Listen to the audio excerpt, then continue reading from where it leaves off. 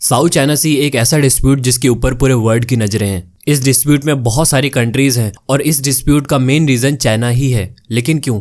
Power की भूख, global power की भूख। पिछले कई सालों से ये भूख और बढ़ती जा रही है, जिसकी वजह से यहाँ टेंशन और ज्यादा हो गई है। तो चलिए देखते हैं इस साउथ चाइना सी को। साउथ चाइना सी चाइना के मेन लैंड के साउथ में सिचुएटेड है, जो Brunei, China, Indonesia, Malaysia, Philippines, Taiwan और वियतनाम के साथ बॉर्डर शेयर करता है।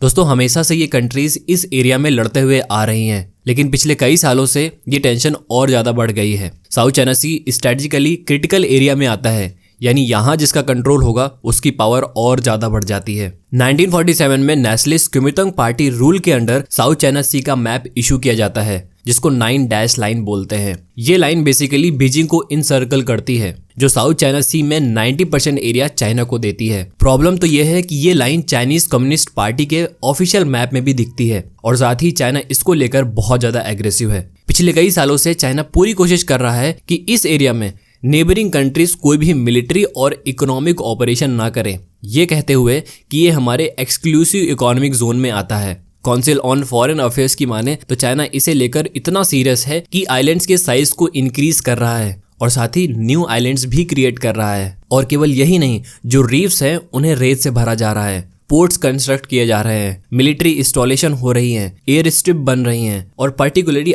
पार्सल आइलैंड में 20 और स्पार्टली आइलैंड में 7 आउटपोस्ट तक बन गई हैं। और चाइना वुडी आइलैंड को पूरी तरीके से मिलिट्राइज करने में लगा है, जहां पर इसने फाइटर जेट्स, क्रूज मिसाइल और रडार सिस्टम को डिप्लॉय कर रखा है। साउथ चाइना सी में 11 बिलियन बैरल ऑयल और 190 trillion cubic feet of natural gas के डिपॉजिट्स हैं। ये एरिया फिशिंग के लिए एक घर है। इस कंट्री में रहने वाले बहुत सारे लोगों की इनकम इसी पे डिपेंडेंट है। बीबीसी रिपोर्ट कहती है पूरे वर्ल्ड की आधे से ज्यादा फिशिंग वेसल्स इसी एरिया में ऑपरेट करती हैं। इसी के साथ पूरे वर्ल्ड का 21% ग्लोबल ट्रेड होता है, जो ऑलमोस्ट $3.37 ट्रिलियन का अमाउंट क्रिएट करता है। जैसा कि अभी हमने बात करी कि 9 डैश लाइन चाइना की खुद की टेरिटरी को क्लेम करती है, लेकिन स्टार्टिंग में ये 9 डैश लाइन नहीं था, स्टार्टिंग में 11 डैश लाइन थी। 1953 में चाइनीज कम्युनिस्ट पार्टी ने गल्फ ऑफ टोकिन के बॉर्डर को इजी करने के लिए 11 से 9 डैश लाइन बना दी थी। ये लाइन चाइना से 2000 किलोमीटर की दूरी पे है, लेकिन बाकी कंट्रीज जैसे कि फिलीपींस, मलेशिया और वियतनाम से कुछ 100 किलोमीटर की दूरी पर ही है। लेकिन ये क्वेश्चन आता है कि आखिर किस पैरामीटर पे ये लाइन ड्रॉ की गई। चाइना जितने भी वाटर और आइलैंड एरिया को क्लेम करता है, उसमें ये रीजन रहता है कि देखिए, ये हिस्टोरिकली हमें बिलोंग करता है